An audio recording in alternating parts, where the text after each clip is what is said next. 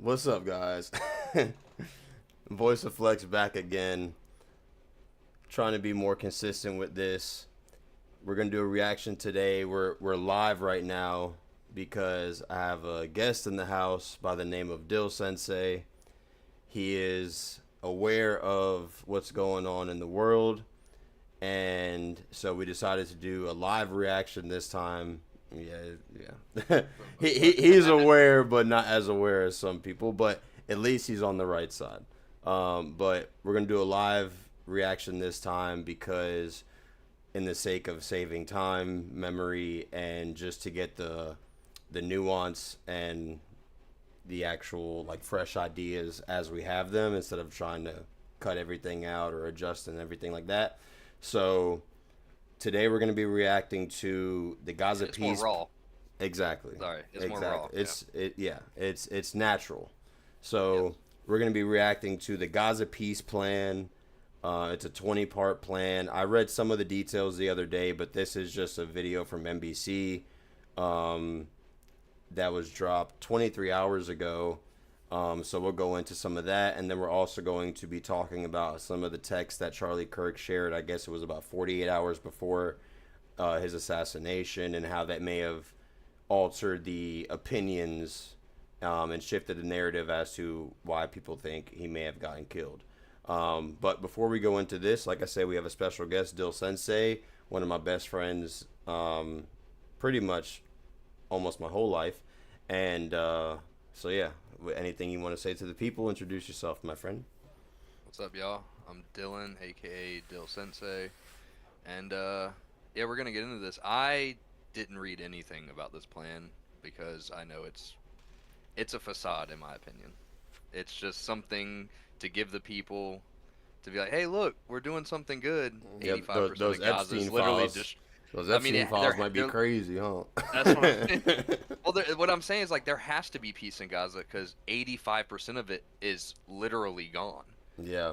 Like there is no. So like you bring in this great peace deal, they release the hostages, but it's like there's only 15% of it left Right. standing. It's Kind like of. you brought the peace deal after they already wiped Yeah, out you the made whole.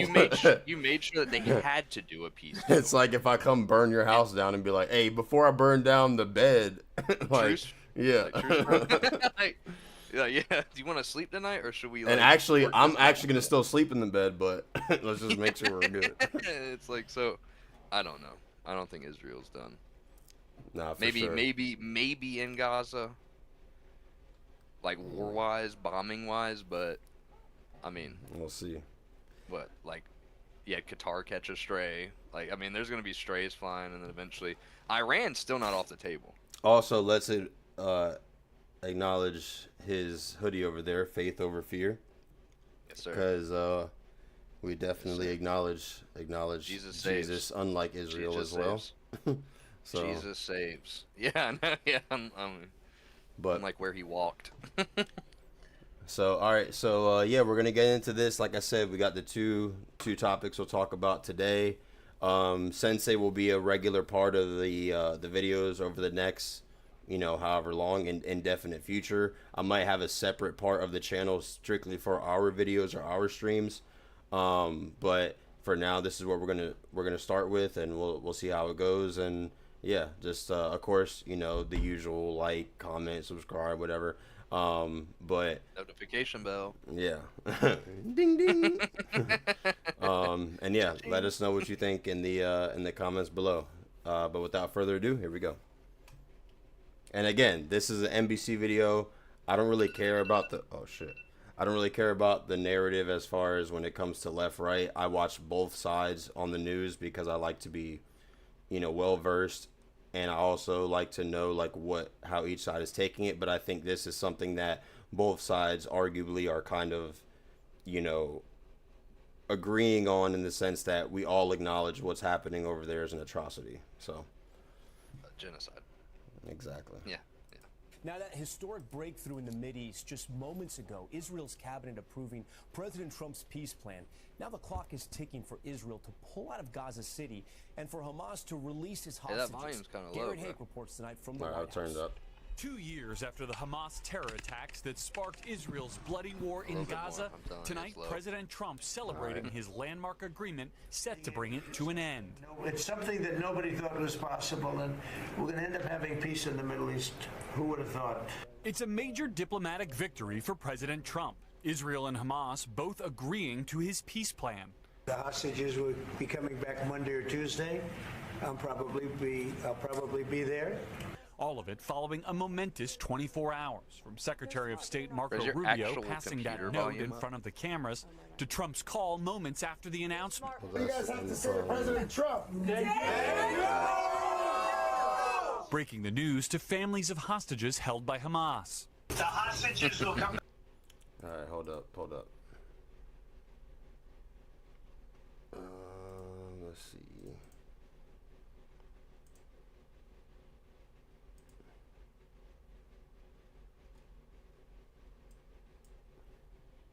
Anybody got some shiny heads in that video?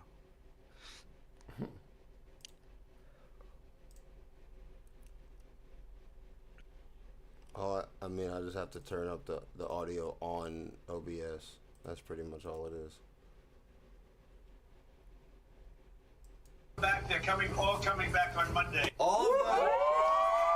Rubio today outlining key turning points in the negotiations. The president selling his plan to leaders of Muslim-majority nations at the UN last month, and getting Israeli Prime Minister Benjamin Netanyahu to accept it at a White House visit. Then delivering this ultimatum to Hamas to get on board. I have a feeling that we're going to have a positive answer, but if not, as you know, Bibi, you'd have our full backing to do what you would have to do. The president tonight saying the deal offers new hope for Gaza. You can't live right now in Gaza. We're going to create better conditions for people. But there are still key unresolved issues, including Hold up. Like, It comes through low on my end because it sounds like it's meshing your voice audio and the audio to the video together. So when you talk, the video audio completely cuts out. But when I turned it up on YouTube, it's coming through perfectly fine. oh, okay. So it's just on my end that it's like super low. I actually think because of that, I might have it too loud on the stream end. But Yeah, you might. Yeah. but either way, let's acknowledge. So let's go back to this right here. So look at the despair. Like, how are you supposed to? Like, I'd how ask are for you peace, supposed too. to? Right, exactly. I'd be like, yeah, can we stop this, please? Like, we've been.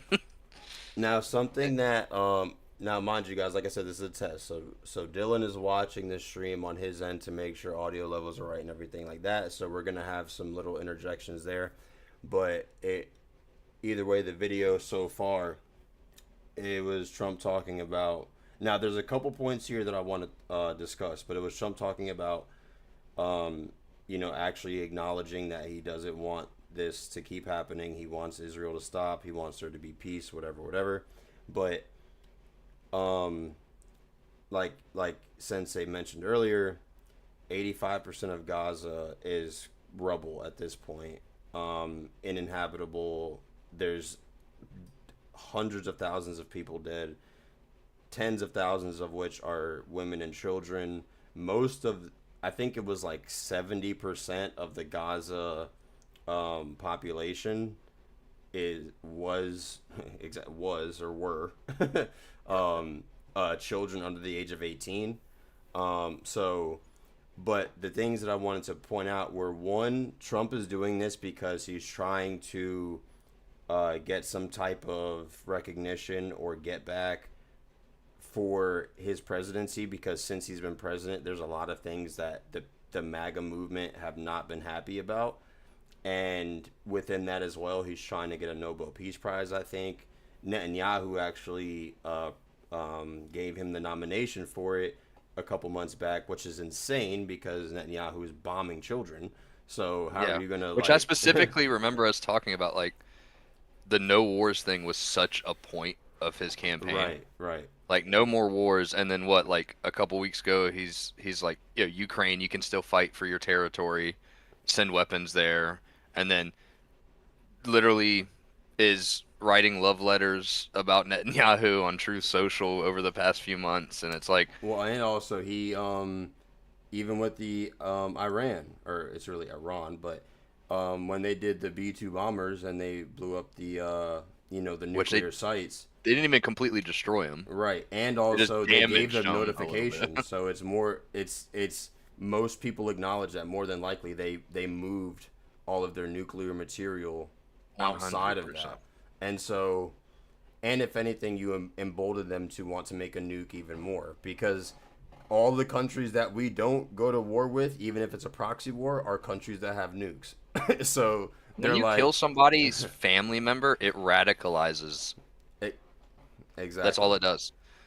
Like if somebody comes and bombs your mom, your sister, your brother, your cousin, your aunt, your uncle, you're like, yo, we got to get back at these people.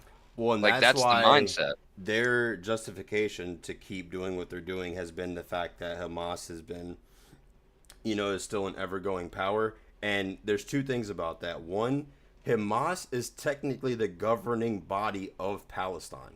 They were voted into power. They were voted in. Yep. Yeah. Yep. And so people don't understand that, like, they're not just a terrorist group that's just like Al Qaeda that overthrows whatever. Like, they were actually voted in because the Palestinian people wanted to revolt against the Israeli influence and the Israeli occupation. And the second thing is that with that ideology, every single time they kill Hamas or they bomb or whatever, it then makes every other person around them be like, okay, now I'm gonna fight for this. Yeah. Now I'm gonna yeah. Yep. Somebody was killed. Now I have to step in and Right. step up to the plate and do my part right, to fight for what we believe in. exactly. And so And also too, like, because you say that and they're like, okay, but what about October 7th? Like, okay, so what about October 7th? Charlie actually said this on an interview where he's like, I've been to Israel. You can't walk 5 steps without somebody holding a machine gun. It's everywhere. They're everywhere. And then all of a sudden on this day, there's nobody at that part of the wall. well, and Just that's nobody. They've been moved. that's So kind it's of like that's the not even a justification for war when it's like obviously something's there. well, that's kind of the underlying argument too, is that Israel, the Mossad intelligence agency, is arguably the best intelligence agency in the world. They have Arguably. they have the best technology, they have the best intel, and so there People are from a the lot CIA of, have admitted that too. yeah, exactly. They are serious to work with. Like they're serious about And what they so do. Very. a lot of people have speculated, people that would probably know or at least have the right to speculate about it, that it's more than likely that they knew that that attack was going to happen. And so it was it was them allowing it so that they could justify them annexing Going Gaza in. and Yeah. committing the genocide. And Yeah, because you couldn't like I destroy mentioned- 85% of Gaza with no prerequisite to it. Exactly. And like I said before, we were discussing some of this stuff before we got on the stream. The fuck was I about to say? Come on, bro. Either way, I was gonna say, here it was. Netanyahu is facing criminal charges in Israel for bribery and like obstruction of justice. The or war some is actually shit. the Like, reason why Yeah, he doesn't go on trial. it was their equivalent it's of wartime. a martial law. Like 100%. so, he's been doing a lot of these things because he's trying to evade actually having to face the music, so to say. Which makes it even more crazy. Right. Actually, another little fun fact. Like way more insane. The other day when he was flying, he flew somewhere. I forgot what country it was, but they specifically took an extra like 200 hours or something of flight, so that way he wouldn't fly over the European countries that he's indicted by the ICC in. Like, he specifically flew. Yeah, because they could ground the plane and yeah, arrest exactly. him. Yeah.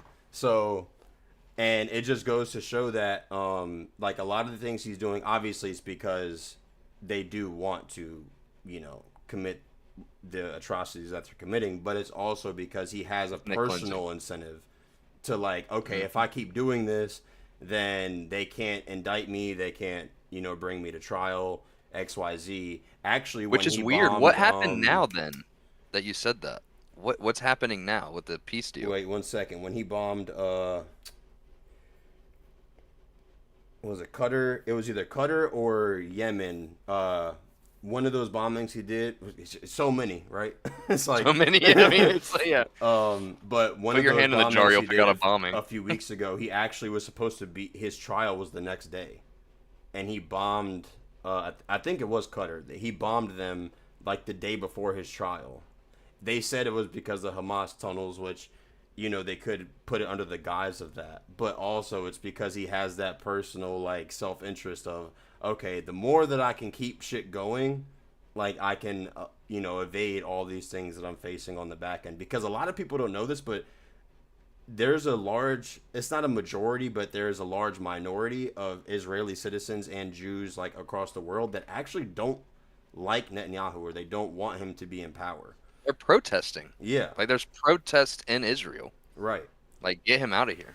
And also that you bring up the tunnels, like, word has it, there's actually tunnels under us too. Like, there's tunnels everywhere across the world, bro. And I'm telling you, sleeper everywhere they cells. bomb, everywhere, bro, there's tunnels. Like, it's wild. It's every single continent has just a full tunnel system, and it's Hamas. Like, it's only Hamas. They're everywhere, bro. So Parasites. we're at a point now where Trump is doing this because he is trying to have somewhat of a reach. He's trying to save face from his- Epstein. Let's be real. Yeah, he's trying to gather his base back, because a lot of the people that voted for Trump are at a point where they're like, I am no longer, like, satisfied with what I voted for, at least in the geopolitical sense. And so he's trying to gather his base back and gather something behind him, so that way It's almost he as if the voter base stayed MAGA and he moved away. Exactly. It's almost like everybody's like, well, I'm still America first. I still believe in all that stuff. When he bombed what is going on Iran, with you? that really Yeah. was the nail in the coffin, that everyone was like, we don't use, not even, because it's a dual pronged problem, right? He said no more wars, right? No new wars. So we already were about that. But the other part is that even outside of him saying that, we also didn't even want that war anyway. Like, it's like, so not only did you say that, but even if it was any other fucking president, we still would have not wanted to go to war with Iran. Like, so. Yeah, literally any president. It's like, Yeah. please don't bomb a So country. when he did Let's that, not do it's that. like he went against his own word, and he went against the U.S. population as a whole, because we all were like, we don't want this. We saw what happened with Iraq. We saw what happened with Afghanistan. Like, we didn't want that. And so when you come in and you back Israel up, it's like, not only are you sacrificing your own self, but you're also showing the voter base and just the U.S. population that, like, you don't even care about the fact that this is not something that we want as a country. Well, he said it himself. Remember he made the comments when he was getting all the backlash for all of this, and he was like, "Well, if you're against that, like, I don't even want you in my, my base anyways. Like, you don't even belong in the MAGA movement." And it's like, what is this dude talking about? Like, he's really spinning out. Well, he was spinning out. I'll say this, and then we'll keep the video rolling. But here's another thing too. The head of the what is the NSA? It's not Kristi Noem. She's the head of the She's the head of Homeland Security. Fucking A. What's her name? To be honest, I do not know.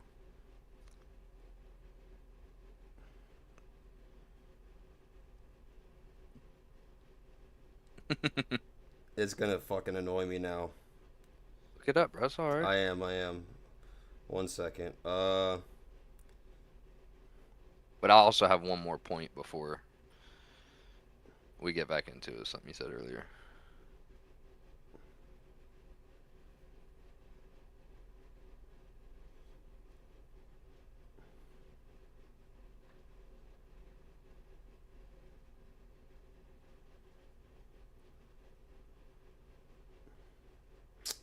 my God. Just keep it going. I got to find this shit because it's going to Well, piss what me I the what fuck I off. wanted to bring up is when we were talking about how Netanyahu was specifically doing this on the personal side so that he doesn't have to face trial, the whole 9 yards. Now all of a sudden there's a peace deal, and they're freeing hostages, and for right now bombing has ceased. So what has changed? I got it. I got it. Because if it finishes, right, doesn't he have to face trial? If there's no longer a imminent threat to Israel, don't they have to proceed with trying him and him facing? Well, technically yes, but the issue is that even with a peace plan, even if both sides agree to it, and so little backstory there, when he first that press conference they did a couple weeks ago, it was not this previous Monday, but the last Monday, they had announced the peace plan. Literally, Israel bombed Gaza even heavier after that press conference because Netanyahu literally before they submitted the deal, because Saudi Arabia, Qatar, Egypt, and Jordan already all agreed to the peace plan, and then right before they submitted it and tried to get Hamas involved as well, Netanyahu tried to change the dynamics of the deal. Now you said try to change the dynamic. Do you think he actually was successful in changing the dynamics, and that's why they're kind of complying in a way? Like, do you think he was successful in changing the dynamics of it? That's a good question. I didn't look up the specifics because it's very possible Because they truly can do that- whatever they want to do, man. Like it is crazy what they can get away with. So I would argue it would make that sense that it went through.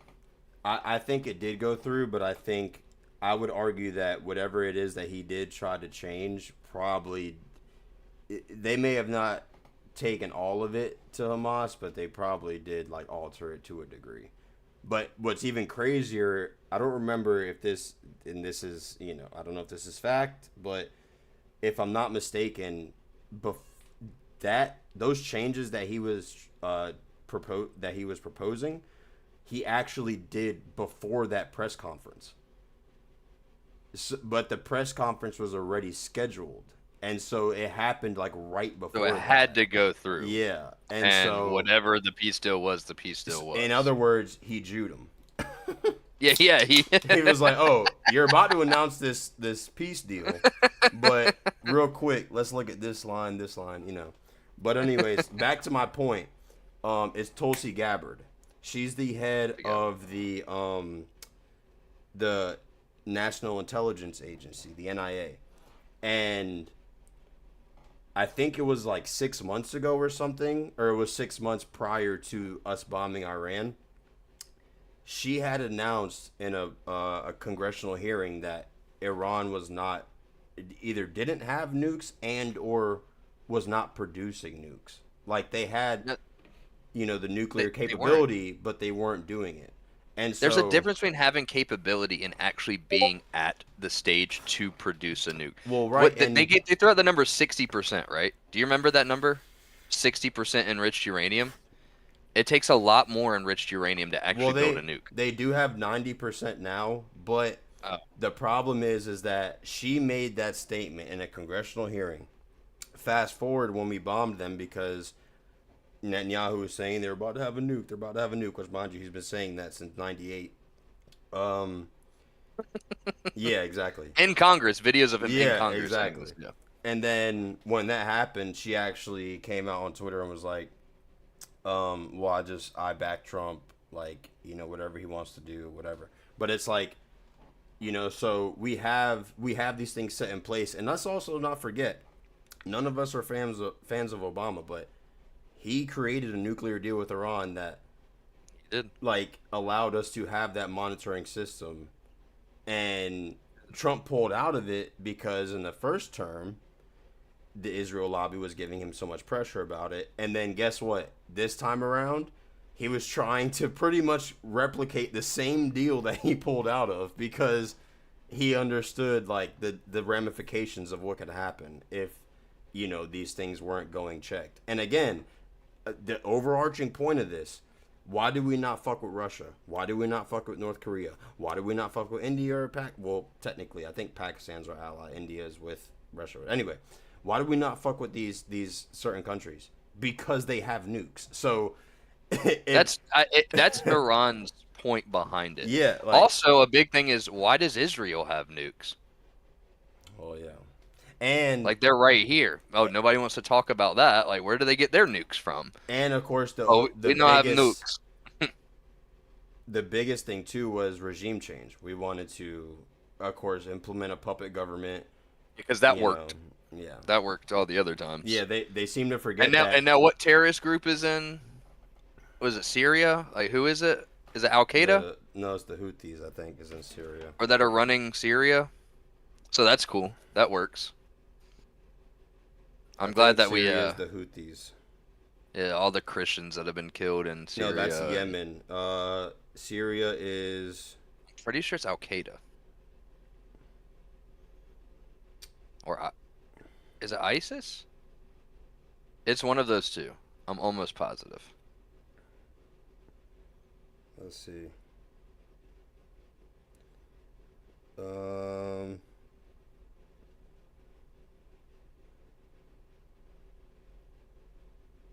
Bruh. It's not the Houthis, it's the fucking yeah, it's it's Al Qaeda. Well, they also have they have other factions within it.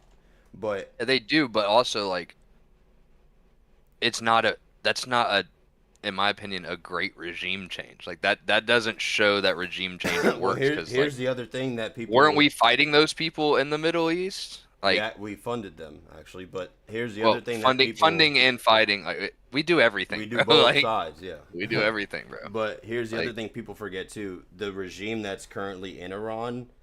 We did a CIA operation back in the 70s that overthrew their government at that time, and that is what installed the what the fuck is the name of the Iranian, like his, not his actual name but his position. It's the I know what you're he's talking like a about because supreme leader. He's wasn't like it the Saddam? the Shah. The Shah, he- yeah.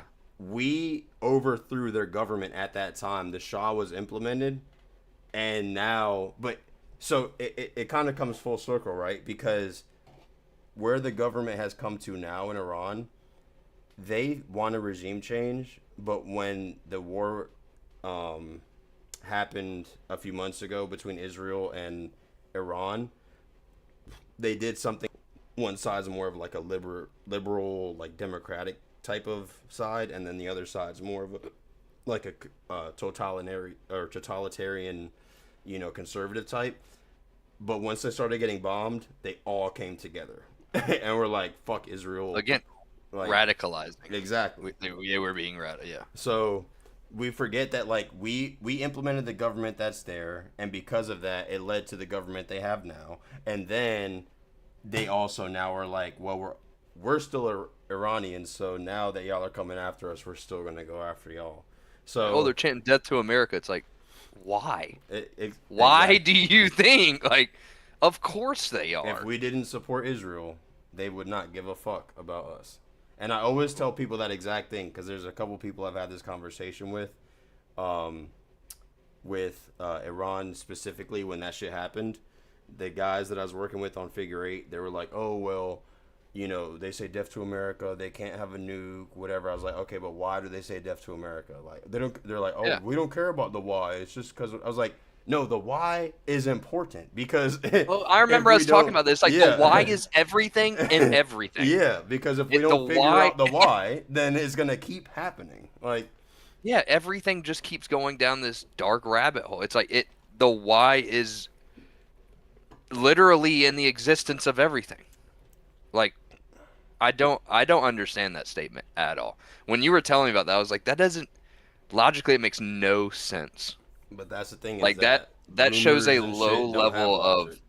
but it shows a low level of intellect to not ask why. Like, that's a thing you do as a kid. Your parents like, hey, don't do this, and you're like, why? And you know the response, because I said so, but it's Yeah. like it's an instinct for us to Yeah. ask why. To It's be important, is because inquisitive, and because instinctually we know we need a reason if you for don't why figure things out happen. how we got here, then it's just Yes. gonna keep going on forever and ever and ever. Like, I think we brought up, it's like, well, why do we have cars? It's like, because nobody wants to horseback everywhere. It's like, oh, that makes sense. It's like it's just simple, and it's like, it's at the basis of how we've gotten to where we've gotten as a civilization. Why? We do this because why? Oh, well, we didn't want it. It was inefficient this way, so we do this, and now we're efficient. It's like, I just you told me that, bro. I was like, what? It just We don't care about the why. It's like, it sounds so. Oh man, that's funny though. yeah, hey, but It is real funny. we went off on this tangent for the last like 25 minutes, but this is the point of being live, right? Because we can do that. Like, we can actually kind of like keep bouncing all off matters. ideas. Yeah. It all is. It all deals with what's going on here, because it goes back to like it shows the peace plan seems to be a facade of some sorts. Like, it's just a cover thing to make people that don't think, that are like, we don't care about a why, it's just happening. Well, And it's actually, like, okay, well, those I'm type of gonna- people are going to see a peace deal and I'm be gonna- like, oh, okay, well, they're having peace there. And it's like, but why are they? You got to look into what is going on outside of this. I'm gonna touch on exactly the point you just made. Let's finish this video. We'll have another little session about, because I want to touch on the exact point you just made, because there's a specific point that I have about that, and then we'll go into the Charlie Kirk text.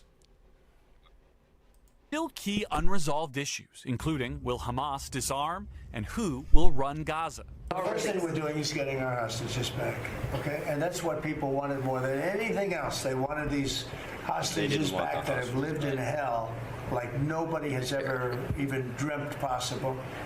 And after that, we'll see. They've agreed to. And Garrett joins us tonight live from the White House. Garrett, we know President Trump is heading to the Mideast, and I know you have some new reporting about U.S. troop deployments to Israel as well. That's right, Tom. Also, let's acknowledge the dude on the right. He looks like a lizard.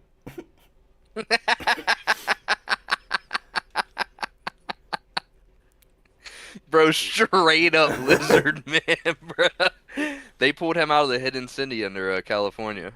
They're like, Ray, we got to get you up here for some And it's like, statements. if you thought about Fox, like, this is NBC, but if you thought about Fox or just like a news station in general, like 10 years ago, these are the two people that you would picture.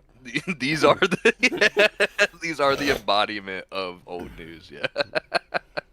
The president That's was funny. invited today to speak to the Israeli legislature, and he intends to do so, he says, early next week. And tonight, two senior U.S. officials said some 200 U.S. troops will be sent to Israel, but not into Gaza, to help stand up the international force that is intended to handle post-war security in Gaza. Tom? So are they gonna be at with that new Israel? reporting, Garrett, we thank you. Our Richard Engel is in Israel tonight, where there were celebrations in the streets that this 2-year-long war may finally be ending. For the first time in recent memory, tonight both Israelis and Palestinians are celebrating. Let's also acknowledge, like, let's look at the background of the video of Israel, and then let's look at the background of the Israel in Gaza. Yeah. Like, look at the Nice towers, infrastructure. skyscrapers, yeah, For the like, first Blue time in sky, recent and then memory, look, the tonight gray both sky. Israelis and Palestinians Bro, that's not, and that's the not building even is overcast. halfway the same thing. fucking blown The up. arrival of President That's Trump's not even peace plan. overcast. In That's Tel just Aviv, like, the that's long, bomb somber smoke. hostage That's square just like, was that's their transformed, atmosphere right now. with Israelis bro. singing, That ain't gonna clear up for months. waving Israeli and American flags. That's death and it's dust. clear who many credit for the breakthrough.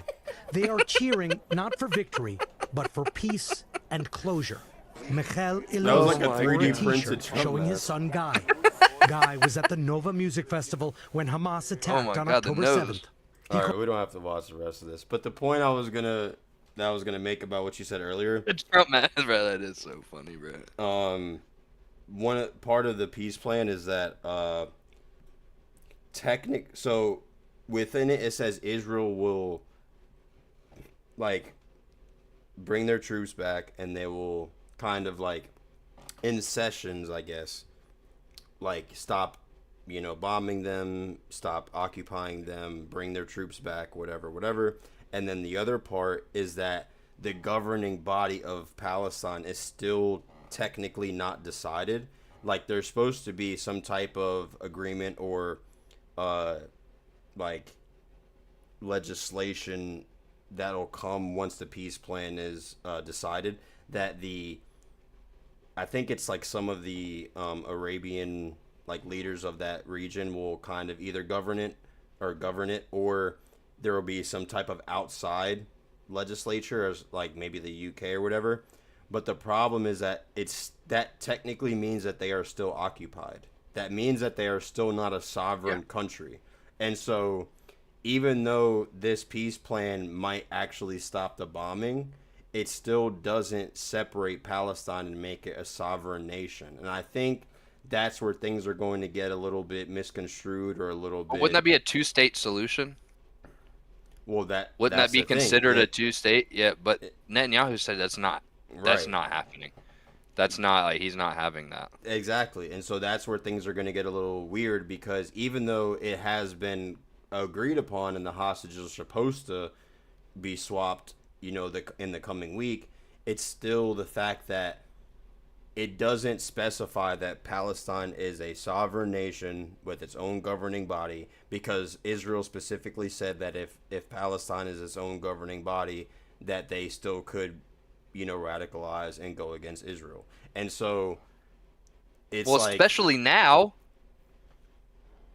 Like and I think part of it is that also Hamas and the Palestinian like country in general, call it a country, but it's they're supposed to surrender their weaponry and like their armory to Israel, or to like the governing body that ends up overseeing them. So it's like, you're still going to be controlling us. You're still going to be having blockades on us. You're still going to be having entry to our country. You're still going to be overseeing everything, taking our weapons. Like in theory, like you said, it's a facade. It looks nice, right? It seems like it's a good idea. Everyone wants to the this to people, like happen. you said, the people that are like, we don't care about a why. Right. It's just is. It's like, yeah, that's. Or to people that's because this is the first issue in a very long time that the left and right agree, where they're like, oh, they're bombing kids. Like, in the left, it's a more humanitarian thing. On the right, it's because we just know Israel's dark, truths. But and also predominantly Christian. It's Right. like true Christians are like, This God is not doesn't right. call for. Yeah, it's like, yeah, Jesus definitely didn't say slaughter anybody who goes against you, and then just keep slaughtering them. Right. And then keep destroying them. And then when you're done doing that, do it a little bit more. Like, that's not the message of Christ. But the sad thing is that since most people don't understand the nature of exactly what's going on, especially most people start the conflict at October 7th, they forget that this has been going on since 1948, when Israel was established in general. So did you see the lady Tucker had on? She's a part of the Orthodox Church in Gaza. Mm-mm. He had her on and did an interview. She actually specifically talks about this, how this is not a new thing in Gaza. Bro, there's been Like, this is like the IDF like is 7 times literally that always they've in tried to there. have this agreement. Like, yeah, they're like literally always in there. And like, she's seen so much carnage and trauma throughout the years, and it far predates October 7th. Well, and that's the problem too, right? Is that a lot of the Hezbollah talking points from the Israeli side is that because it's been so common and so globalized, this issue now, and you can actually talk about it without getting banned, like, people are starting to wake up. But because of that, the Israelis and a lot of, Jewish people, whatever, whenever they debate people, whenever they talk about this conflict on the news, XYZ, they always start it at October 7th. But they forget that there are people that are not fucking idiots, retards, and like, we know that this has been going on. The clean break memo, which was technically not about Gaza specifically, but it had something to do with it. The Abraham Accords, the fucking the Oslo Accords, the fucking, like, it's been going on since 1948. Like, this has been a reoccurring thing. And so when people start going back to what we said before, the why, when people started at October 7th, it's like you're forgetting that this has been, the conflict doesn't start there. This has been an ongoing thing. October 7th happened because of all of the previous things that have transpired over the decades. It just, like you said, it goes full circle to radicalized. Exactly. But then there's so much shade around that day specifically, where it's like, to me, it's always been weird. Like, out of nowhere, they're just like, okay, on this day exactly. Like you said, it's been going on since 1948. But this day specifically, we're actually going to carry out an attack. Not the previous 50 plus years, but today specifically. Well, it's two things. This technology, because now, like, we actually have the technology to see what's going on, whereas in the past, like, things would happen, but they were able to create the narrative and we didn't have the technology to see. And then the second part is that because things were censored so heavily over the years, even with technology, it's like you couldn't talk about things without getting censored, whereas now, since everything is, we can see it 4K, like, people can talk about it without getting banned or silenced. And so, but wouldn't you want to do this in a time where it can't be completely broadcasted? Like, imagine in a time where, like, you can't just hop on TikTok and see a kid killed. But that's the thing, is like, that, like we just wouldn't said, that be a better time to I know, but, like, wouldn't that, in that time period, wouldn't that be a better time to destroy 85% of an area? But they have been trying this for years, and that's why, like, now that it's happening again with the technology, it's like, okay, they can't, like, 30 years ago they could say, oh well, like the beheaded babies and all that other bullshit they said on October 7th, like, they could say that 30 years ago because they could literally propagandize the media and, like, you couldn't see what was going on, but now they can't hide it. So it's like the conflict has been omnipresent. You know what I'm saying? It's just now that we actually can see it, they can't hide it anymore. And so it's like we're getting to a point where that's why Netanyahu has been doing the interviews and all this other shit, because it's like we're getting to a point where even though the conflict has been going on forever, the technology has caught up to a point where now the people can see the other side. Like, the people can actually see what they're doing. Like, and on top of that, we can also look up the history and look up, or, like, know the other things about the narrative that y'all said 30 years ago when you said it was one thing, but we actually learned that it was a different thing. Like, so we're learning about the dark truths, but we're also seeing what you're doing currently and how we all got to this point.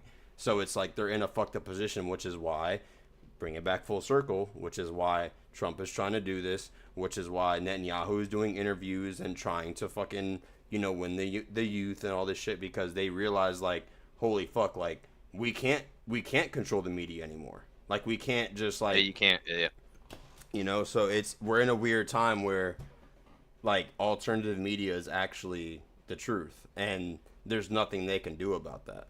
Like, and it's also now, like, they've also even worsened their hand, because all these people that have been defunded, demonetized, kicked off of platforms, we now can actually see, okay, this person's telling the truth because they said one thing and now have been kicked off everything. Right. So then it's like now we can distinctly be like, okay, this person is funded, or this person's doing talking points from a sheet of paper. This person is actually doing the groundwork, finding sources, unbiased, and giving us real, actual news of what's going on. And that right there it's crippling, whatever anybody's trying to do. It also proves the point too, right? Because when Kanye comes out and says, Jews have all this power and this and that, and then they strip him of his bank accounts and take him off it's like you're literally you're proving the point that you have the power to do these things. Like, so it's confirmed what he was saying. Exactly. And so appreciate it's like, it. And the whole world saw it. You're creating the narrative like without even realizing what you're doing. So it's like we're in a point now where it's like when people say certain things and then those things come to fruition, it makes everyone else think like, okay, hold up.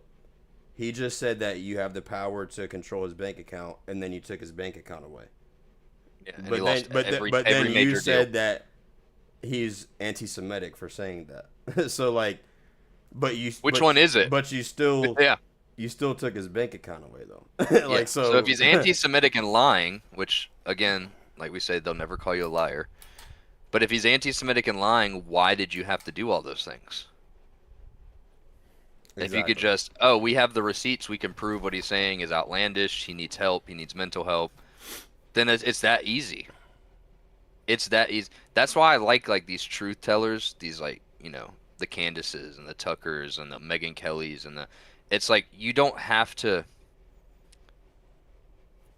You just have a receipt, you tell the truth, you say it once, and that's it.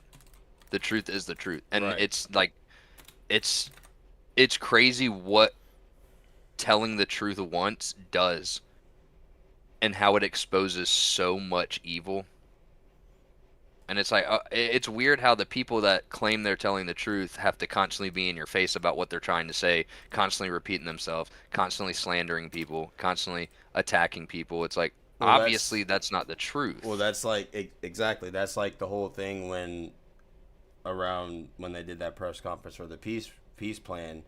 Netanyahu had that roundtable saying he would pay 7,000 to influencers, and like we need to try and like portray a narrative about Israel, whatever. It's like if you're This man said you have to use every weapon that is at your disposal.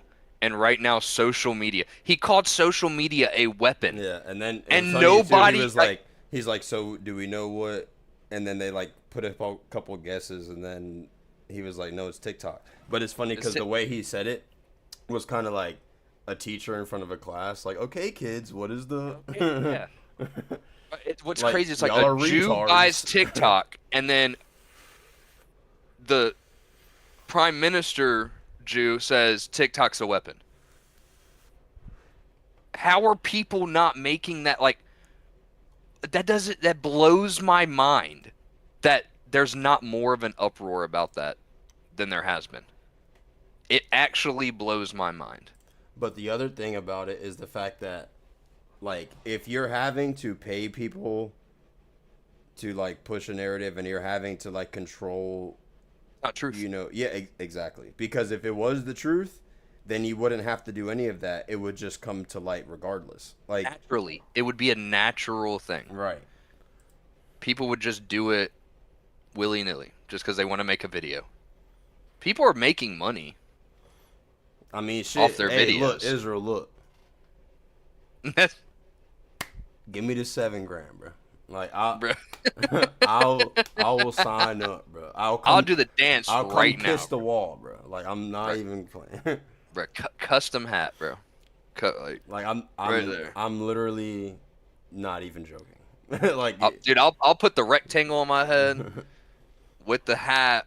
Like, yeah, we're I'll in there. tattoo an upside down cross on my fucking forehead. No, it can't be a cross at all. It has to be like the T symbol. Yeah. Yeah, it can't resemble even an upside down cross. So. But anyway, all right. So next up, we're about 48 minutes in. Hope you guys have enjoyed thus far. We've had a couple people pop in here, but more than likely it's just the video itself that'll get some views. But again, if you are in here, don't be afraid to say something. for sure. And again, this is my boy Dill Sensei. This is kind of a trial run, but as you can see, this is I think a little bit. We're gonna have our own little series outside of my own reactions, but this is nice little. We can kind of just bounce ideas. We can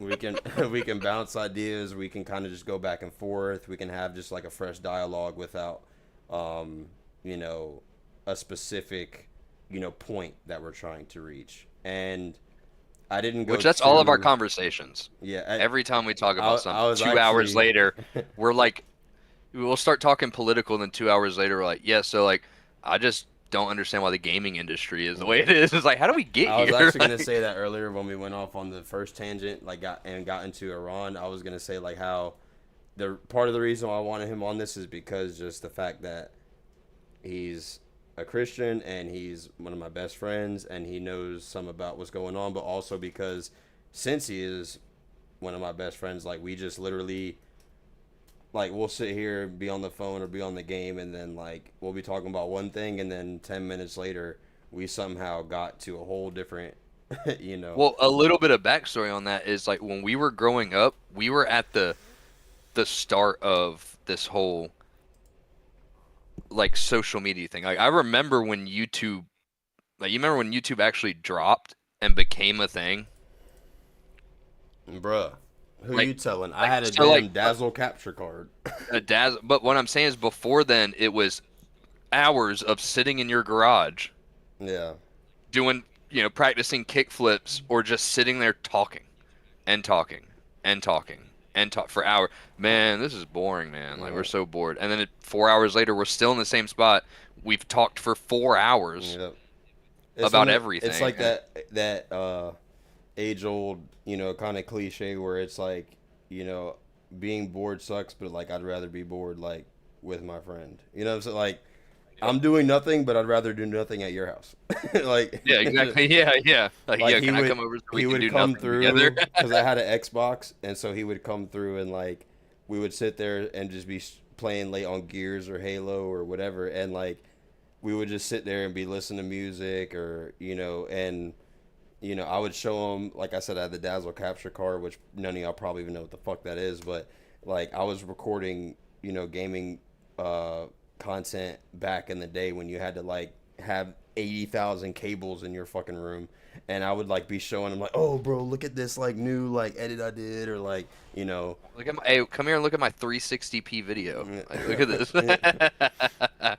so it's just it's a natural it's just like a natural ebb and flow to just kind of and like I said, I think that's why with him I'll probably do more of the lives where it's like we can kind of do this, but the video will still get uploaded. We might do some things too where we do like a video on a specific topic that we're trying to be focal on, but I think this is kind of a good takeaway from just like me reacting to something and having like a specific point I'm trying to get across. So, but with that being said, like I said, Dill Sensei, I'll actually tag his channel down there. If you want to go follow him, but I think this will be kind of a regular thing that we do. But we'll go into the next thing. So this is Candace had leaked some text messages, and so for anyone that's been living under a rock, Charlie Kirk was assassinated on September 10th. It's been has it been a month already? Yeah, officially a month now. So rest in peace to him. There's been a lot of speculation as to the actual narrative of who did it, why they did it, what actually happened, and to anyone has seen the footage, it's extremely horrific. It Couldn't get right that day. Yeah, That day when I couldn't get right for like days. I was like, bro, like we're not me and him actually texted each other and called each other multiple times. Yeah, you called me and were like, bro, Charlie's been shot, and I'm like, bro, I'm sick. I was actually sick. I didn't go to work. Oh that day. yeah, that's right. I was laying in the bed, and you called me like, bro, Charlie's been shot. I'm like, bro, like I'm not feeling well. I'm at home. Like, chill out. And then, literally, the video was just like, and I was already sick, and then you see that, and then you get sick to your stomach. So now, like, you feel like you're gonna throw up. You're nauseous. I ended up texting you like a day or two after that, like, bro, like that shit. I just like I can't get it out of my head, bro. Like that's just like. I still picture it. Like I don't think it'll ever like fully go away. And full disclosure, obviously we we do disagree on the Israel stance, but that's why this is important, these texts. But just in general, Charlie was extremely implemental in getting Trump elected again. He was a huge voice for the conservative movement. He was a father. He was a husband. He was only 31 at the time of his death, which I'm 30. Sensei's 28. Like, literally, practically the same age. On the same age. Like, we would have been at the same school if we were in high school. Exactly. And so it's like and he was the biggest political figure outside of a politician. And arguably, like being a politician is one thing, because most people don't even know the fucking representatives in the Senate. You know what I'm saying? Like, people knew Because it's Charlie a frat Kirk. party though. up there, bro. Yeah, it's like, yeah, they're not worth So knowing, he was but the he was worth knowing. biggest political figure, like, I would argue, like ever.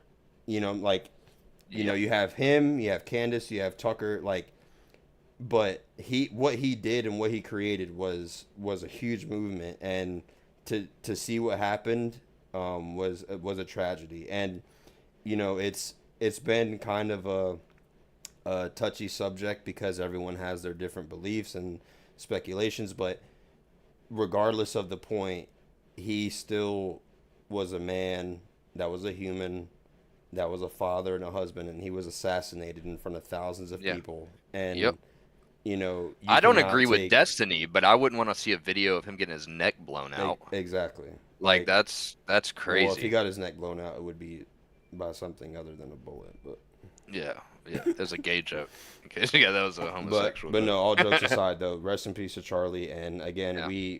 you know, He was bringing Jesus back to America. Exactly. Nobody else, like throw the political stuff aside. Like, the big thing for me is, and I wasn't like this for many years, but like since coming back to the faith, he was truly, like, he would reference Jesus and Christianity before he even started doing his political stuff. Right. Like that day he was shot, one of the first things he said within the first 20 minutes up until he got shot was about Jesus and about believing in the Gospels. Believe, like, that was the first thing, and that is, he had regardless of what you believe, values, that's important. a lot of his points or takes were rooted in faith, or rooted in the morality came from the faith. And so regardless, and it all made sense. It was always logical to a certain extent. Well, because you're always like, I can understand understand I can understand and relate to that, because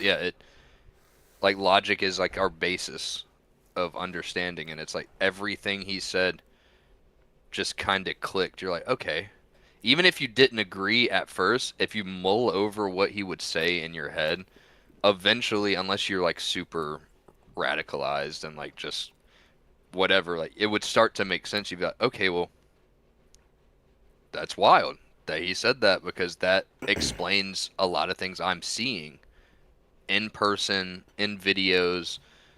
And he also preached the good versus evil, like how it's like there's not even a left and right to a certain extent. It's literally good versus evil. That's all it comes down to, and that's what showed once he was killed. That's what showed. And I'll make these final 2 points before we get into the text. The main thing is that, again, regardless of, you know, the Israel stance, which now maybe is something that is, you know, deserving of scrutiny, he still was a person. Violence is never the answer, and to see that, and to have his children see that, and that video be forever embodied in the internet is never going to go away. And then the second point is that within that faith and his morality, his stances, like, everything came from that faith. And I think that him having the stances he had, like, there's a video of him,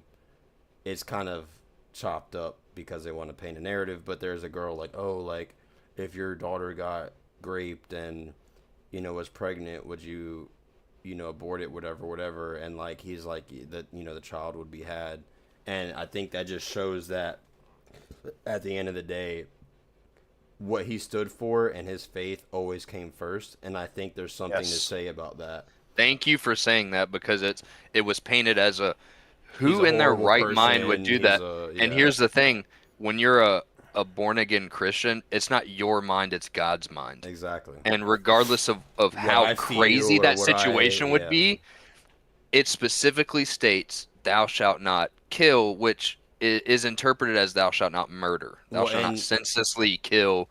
The full clip of them going back and forth, there was more context to it. Watching that debate, there was way more context. But even without the context, you know, anyone with some type of consciousness or any type of dignity can understand that the reason why he said what he said is because this is my faith, this is what I believe in, and I'm going to stand on that no matter what, because I'm standing with God. And I think there's something to that this It's called unwavering faith, which is exactly. talked about in scripture. Unwavering faith. And it's like not only our generation, but I think just as a world in general, as a as a species, we've seemed to have lost touch with, that connection with God, that connection with morality, and there's something to be said about that. And I think that's why when whatever happened, like even the people that did disagree with him said like, that's, I don't care that we disagreed on XYZ. You just assassinated this man. Yep. Like, Killed him in front of the world. Killed him in front of the world. Exactly. So, and what's crazy is like that's not like a common thing. Like a lot of the political assassinations were not broadcast like that. Like it wasn't a worldwide thing where everybody saw it literally the day it happened. right. So it's just a whole new phenomenon, like altogether, that really shows the evil in the world. Really does. And like I said, even the people I don't agree with, I still wouldn't want to open up my phone to them getting their neck blown out. Like that's Well, like crazy. That's crazy. Even Myron, when that shit happened, he was talking about like, and I think the Hodge twins, they even talked before the Charlie shit. They were talking like, violence isn't the answer. Like, I might not agree with anything that Kamala has ever said, but if I saw someone fucking lay a hand on her, I would, fight for the right for that person to be brought to justice. You know what I'm saying? Like, so there's something about crime is crime.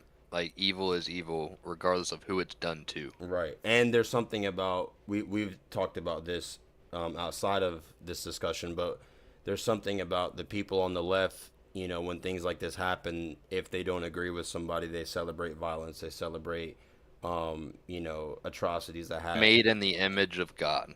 Exactly. And it's like, I think that really showed, one, it brought a lot of people to God and to the conservative, right and values, but it also showed that the difference between people on the left being so okay with violence and so okay with just silencing people that they disagree with versus on the right, where whether we agree or not, it's like we still value life and we still ultimately give everything to God. Even if they don't believe in God, their morals are still based in that, in that Well, faith. I mean, we could get into that, but like you can't have morals without like, if there was no God, there would be no such thing as morals, or Well, yeah, we wouldn't have but that to base it off of. But yeah, what I'm saying is like they still, even if they might not necessarily be a Christian or a Muslim or like, they still have a moral belief that like, okay, this is a person that should not have been killed. Like, all right, so here we go. So,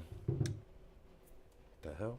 All right, so Candace has been really on top of what's going on with his assassination. She, among a lot of us, has not believed the narrative that has been pushed from the government, from the FBI, and there's rightful scrutiny, right? I mean, they still haven't released footage of Tyler Robinson actually shooting the shot. They still haven't.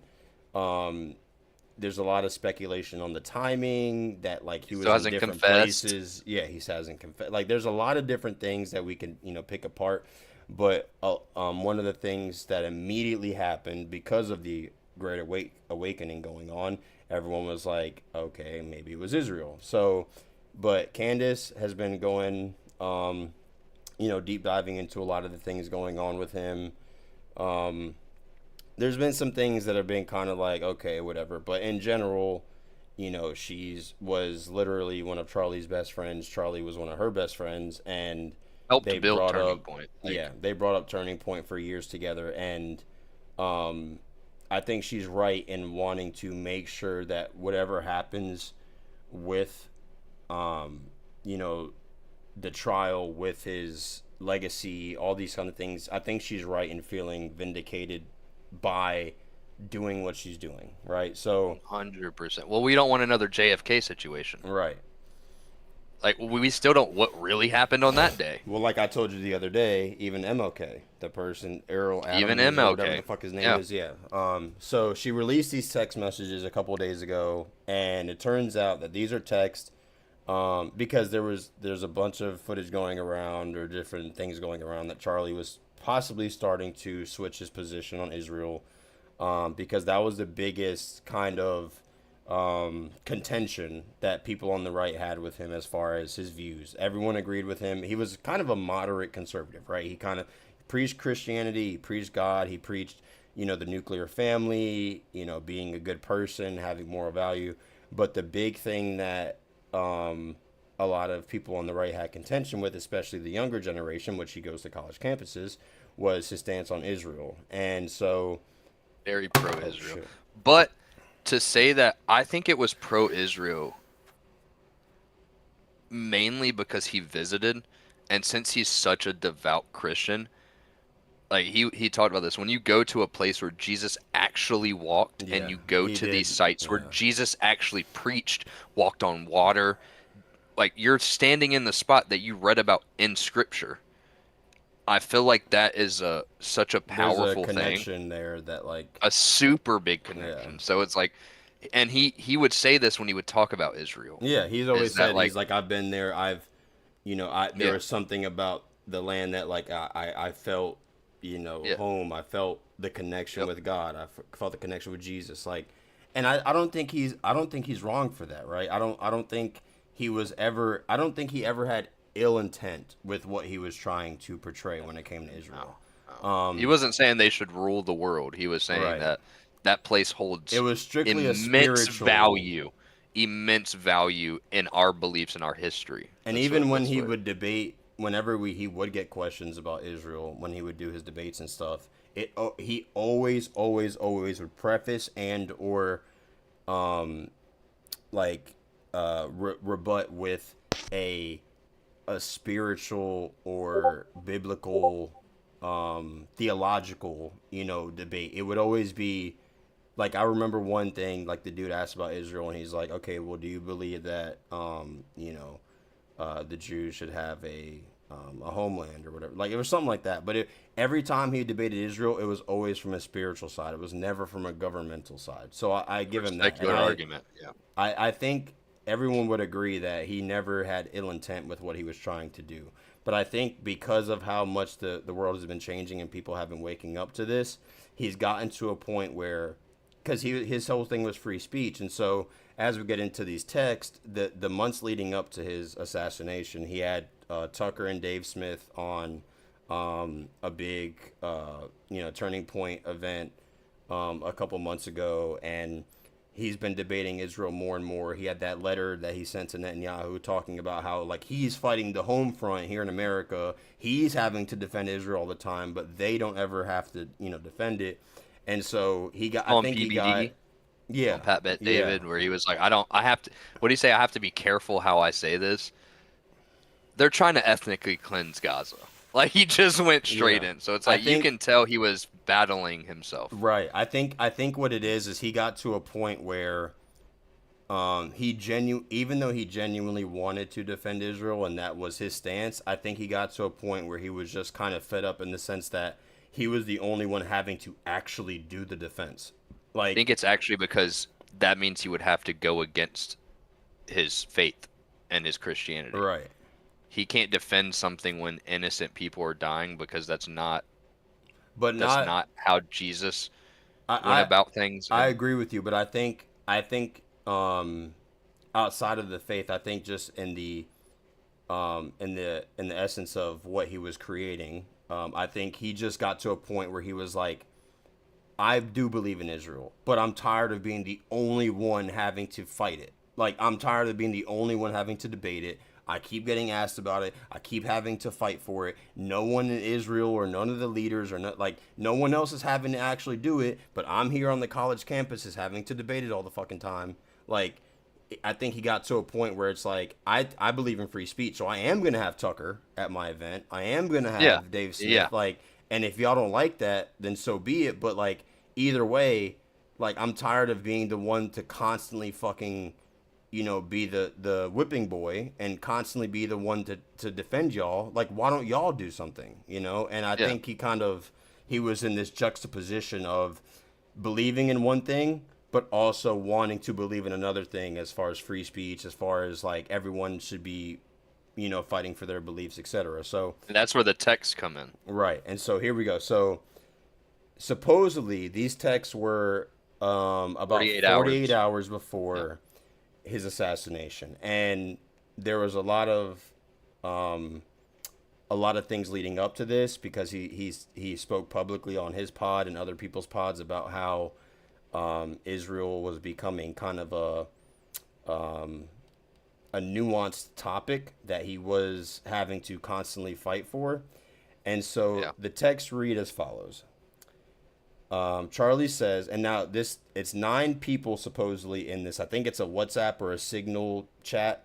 It's not regular text, which most people are like, oh, does he have a fucking Samsung? No, retard. It's a WhatsApp or a Signal chat. So it's I think the article said WhatsApp. Yeah, a WhatsApp group, because there are 9 people, but also 2 names were released. Right.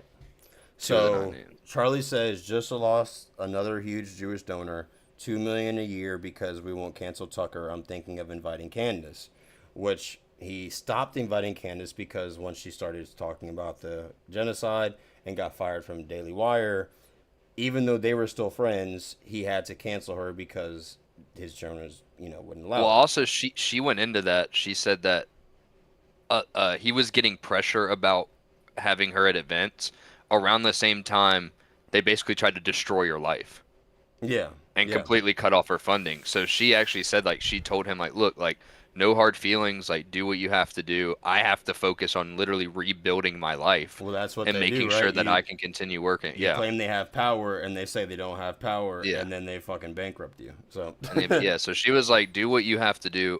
No hard feelings. Like, I love you as a brother. Let's I also have to figure out my side too. One of them, there was someone from Turning Point that went on PPD a couple of days after he was killed and said, like, oh, like, they haven't spoken in years and this and that. And then she was like, 2024. Yeah, she was the like, beginning I of was just at the 2024. last, tour. And also, like, I just texted him however many days. Like, what are you talking about?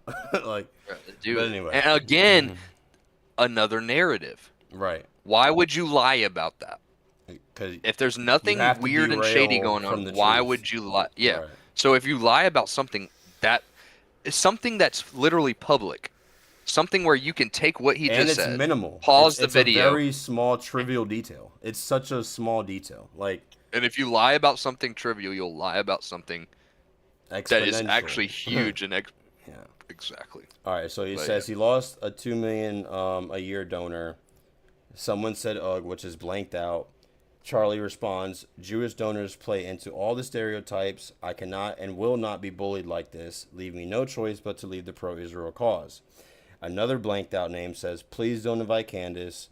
That might feel good short term, but it's not good long term, in my opinion. Like all groups, you're going to get wide variety of opinions. That nasty free will thing that God bestowed on us makes life frustrating at times. After dust settles a bit, maybe some whatever. Now, what I will say is, based on how he worded that text saying, leaving me no choice but to leave the pro-Israel cause, it shows that what we discussed a few minutes ago, that he actually still wanted to defend Israel, but he was getting to a point, like I said, where he was just, I'm tired of being the front man. I'm tired of being the one having to take the fucking lashes and everyone else gets to hide behind the curtain. Like, I'm tired of trying to endorse what I believe in, which is free speech, open discourse, XYZ, but no one else has to actually receive the retaliation of that decision. And so he was kind of coming from not a submittal or a submissive standpoint, but more of a, like, I'm going against this strictly because I'm going against this strictly because y'all will not give me any other choice. And and I'm not gonna go against my own cause, because what does that say to my base? Exactly. That I've spent literally half of my life building up. Right. That literally destroys everything I built and makes me a hypocrite. Exactly. And I think that at the end goes of the day, into his fate. Exactly. Yeah. He You believed can't be a hypocrite. he believed that at the end of the day, what he believed in, and his faith and his morals, overtook, like, whether his stance was correct or not, overtook whether his donors wanted to donate. Like, at the end of the day, I don't give a fuck about any of that. I believe in people being able to discuss what they believe in, and I think the other part of it. So I'll make these two quick points. So the one thing, it says Jewish donors play into all the stereotypes. I cannot and will not be bullied like this. So I think, one, we all know the stereotypes he's discussing, the tropes that go along with Jewish people and how they go about with their money. But I think when he said, like, being bullied, and I think the message of that text in general was kind of saying, like, people are debating me on this stuff, and they're asking me these questions, and then y'all are literally proving them right when you sit here and you fucking stop giving me the funding because I won't do exactly what you say. Like, you're literally proving all the things that they're telling me and debating me on, and then you're sitting here pulling the funding because I won't just allow you to have your way with me. And then, it proves that he was being pressured. Right. It's like you were. And if he's specifically stating Jewish donors, it wasn't Americans pressing him. Right. Like, specifically Jewish donors. Right. And then the other thing was when whoever responded said, like, please don't invite Candace, XYZ. There's something about that leads me to. Yeah. Sorry, real quick about that. This is a little side. Ask me why I know that was a Jewish person that wrote that. This one thing. That nasty free will thing that God bestowed on us. Yeah. Humans, right? Eve was basically betrayed, but talked into eating a fruit of the tree of knowledge. God didn't tell her to do that. Technically, humans bestowed that upon ourselves by defying God. So again, that's a victim mentality. That is a statement made from somebody who thinks they're a victim. Right. So that's either Josh Hammer or the rabbi. Well, and it probably also, Josh Hammer. It also goes. It kind of alludes into his previous text. You're saying, "Oh, this nasty free will," like you're manipulating him to try and do something. Again, that you playing want. into a stereotype. Yeah, like. And he's like, I won't be bullied like this, but then you sit here and use this word salad to exactly like manipulation. And the other thing is that the fact that person responded, the first thing they said was, "Please don't invite Candace." The fact that they said that first leads me to believe that even though this thread is continual, like it's that's the next text, that leads me to believe that there was a conversation had outside of this text that 100%, 100%. This is not new. Yeah, like this is not new. He was going back and forth with whoever these people were and saying his thoughts and saying what he was trying to portray. And when this happened, he kind of, like you said, he put his foot down. He kind of was like, okay, now this person pulled out. I'm going in the group chat, and this is what I'm about to say. And that person was like, oh, like, well, please don't invite Candace, because whatever those conversations they had, he probably was like, oh, like, I'm going to invite Candace, I'm going to invite Tucker, I'm going to invite, Dave Smith, whatever the case may be.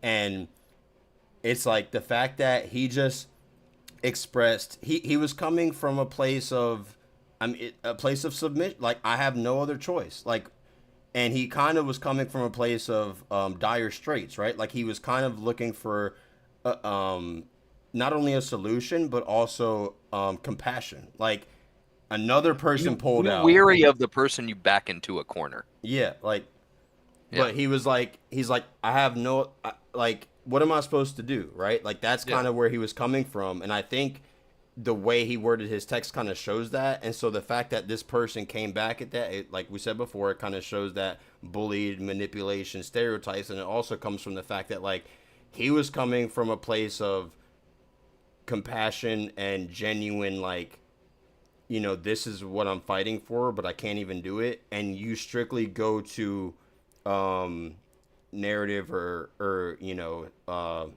what you're trying to portray. Like, you strictly go to the thing that you're actually trying to do. Hey, bro, Like, don't do that. Take another dose of the blue pill, bro. yeah, Chill. like, Yeah.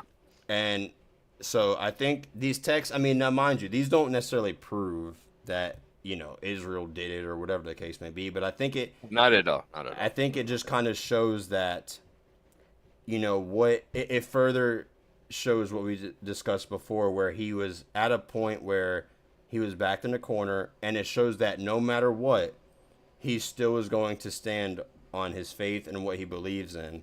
And even if that meant losing that donor, it's like, you leave me no choice, because I'm not going to go against my faith or what I believe, like No. So like, but if this is what you're going to do, then I guess so be it. I just have to go And against that's actually the pro-Israel strong. cause. That's actually profound. What you just said is he's specifically talking about Jewish donors. You said that he's in a place where I'm not going to go against my own faith. So Jewish donors are pushing him and basically giving him an ultimatum, a fork in the road, where he goes this way and it goes against his own faith. So this Israel and Jew thing that he's been so adamant about fighting for is now putting him in a position to possibly forsake who he is, Right. his company, and his faith. So how godly really is what I'm fighting what for? he's defending, right. Yeah, this seems to be moving away from God.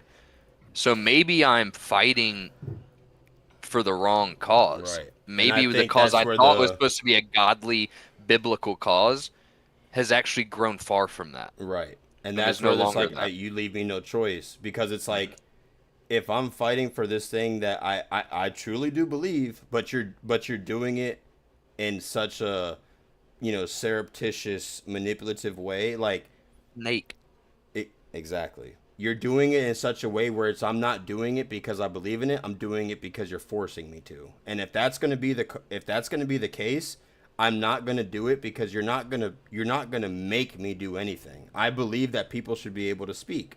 And then again, the overarching thing is, it's like I said before, he's the only one, like, just like that letter he sent to Netanyahu, he's the only one that's going to the college campuses, doing the debates, doing the podcasts, doing the interviews, doing, like, no one else in the Israeli leadership or the American leadership, like, no one else is actually going and having to have the conversations. So if I'm going to be the one that's doing it for y'all, and y'all can't even give me the grace to allow the other, perspectives, The other then- side, which is what I'm fighting for. Right, I give like- a microphone to the people that disagree with me. Right. And if you're not going to allow me to have this discourse, and you're going to kind of like force me to do this, then why am I even fighting for it? Like, you're proving Yeah, the don't- stereotypes. Yep. Don't invite the Catholic super Christian mother of four. Like, that's bad for the cause. That's weird. So I think we're at a place where, and we'll kind of wind down here. We're at an hour and 23, but I mean, this has been a great discussion, but I think we're kind of at a place where this Charlie Kirk's assassination has been the biggest political, I want to say assassination, but we know that it's like the biggest political spectacle, that's what I'll say, since arguably like 9/11. Like, it's been the biggest thing that has happened politically in years, if not decades. And people have now gone to God, people have now gone to the conservative movement, people have now opened their arms to a change in perspective. And I think that these text messages kind of show that even in his dying days, and I say that with a little bit of